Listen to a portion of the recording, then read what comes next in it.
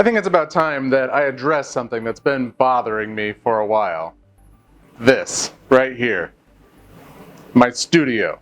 I hate the way this looks. I moved into this house a little over a year ago, and this is just the garage. I use one wall of the garage as the filming studio for making videos for Make magazine and for making videos for myself, and this is what I've set up, and I hate it.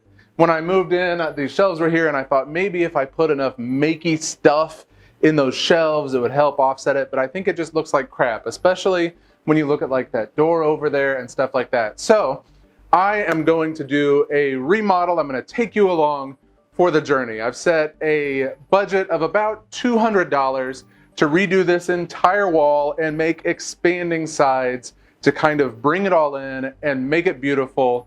Follow along as we do this, and of course I'll put affiliate links to all of the stuff that I use down in the description below. Let's get started. Okay, I've done some staging, kind of figuring out what I want in this space and how it's going to be framed, but now I got to figure out the shelves. It's one of the downsides of working alone typically. My coworkers are all in San Francisco, and you can't really bounce ideas off people very organically sometimes. It'll be a few hours before they're even online, and then I could take pictures and send and ask opinions. But I need to decide if I want to take down the shelves, do the whole backdrop, and then put up some shelves, or if it'll be too plain. I don't know. I've got acoustic foam panels that I think will look cool. So I guess I'll just start by putting up the acoustic foam panels, and I've got an idea for some curtains and stuff to really frame this in. I think I'll do all that first and then decide if I want to put up some decorations up there or some shelves up there. Kind of start with a blank slate.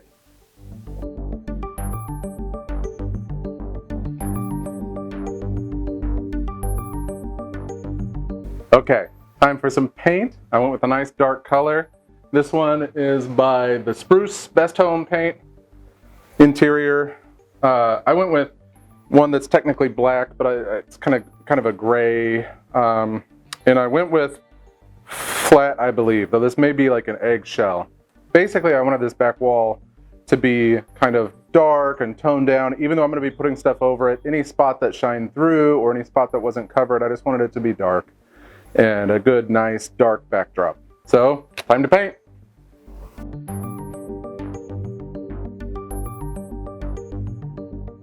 While you're watching this montage, or this time-lapse, you're hearing some free music, but I'm listening to a book by N.K. Jemisin called The City We Became.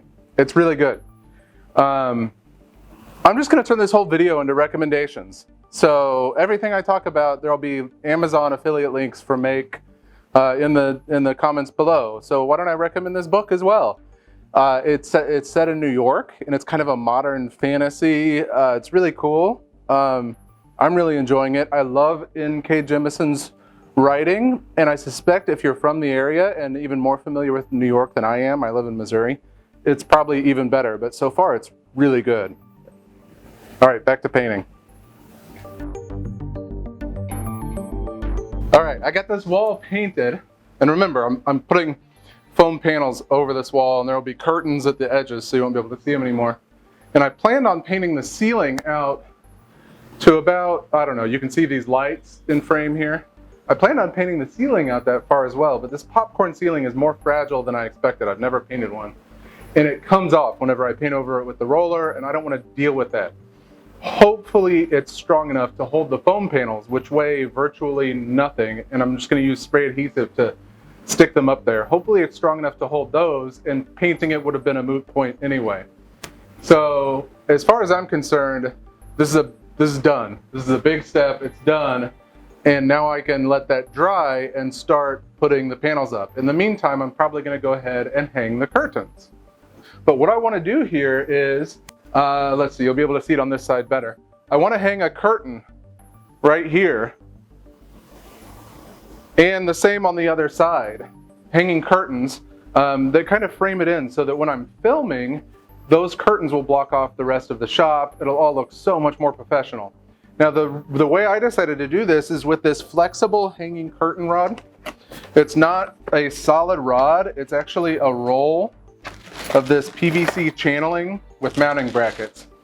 I couldn't find it in black. I really wish I could have found it in black because then it would kind of blend in and disappear. And I'm not even going to bother painting it because it's like PVC and I don't have anything that'll stick to that very well. Hopefully it'll just be out of view and won't stand out that much. But I got like 12 feet of this. I'm going to cut it in half. 6 feet on each side should be fine. I bought some really tall curtains to hang off of it. And hopefully it will mount solid enough that they won't pull out of the ceiling. I think I know where the studs are. And we'll just see how it works. Let's get to it.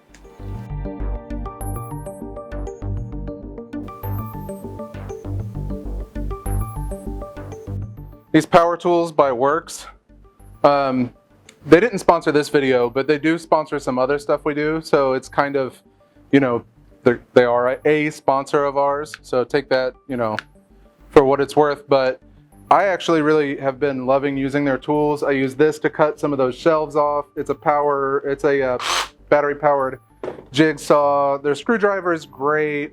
It's got this like interchangeable chuck that's nice, and you can actually switch between two tools, which is maybe a little gimmicky, but it seems so far to be holding up really well.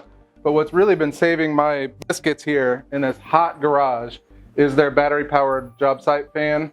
This thing's been awesome. You'll also notice I used this little battery powered like multi-tool thing. It can be a soldering iron or a heat gun or a rotary tool. I have the angle grinder attachment, and that helped me take out some screws that were stripped. So, you know, just another recommendation, link in the description below. Okay, got the curtains up. As you can see, they frame it in, so you can't see all the junk I have over there. And up next are the acoustic panels. So I'm gonna use these acoustic panels. I got these on Amazon. They're super light, and they were pretty cheap. I think it was like 75 bucks for 100 of them. And as you can see, I'm not going to need 100 of these up here. Now, if you're on like a super tight budget, another good way to do uneven surfaces back there is if you had anything shipped to you that has dark packing materials, you could actually use that. And I was going to use that, but then I thought, you know, maybe I'll just splurge a little bit and make it look a little bit more professional than just having, you know, different packing materials randomly placed all over. I'm going to try to put these on the ceiling too, but I don't know how well the ceiling is going to hold them. Another quick recommendation, this 3M High Strength 90 adhesive spray is what I'm going to use to hold these on the walls. It should hold them just fine. If it doesn't hold them, I'm not going to include this clip. So if this clip's in here, it's working great.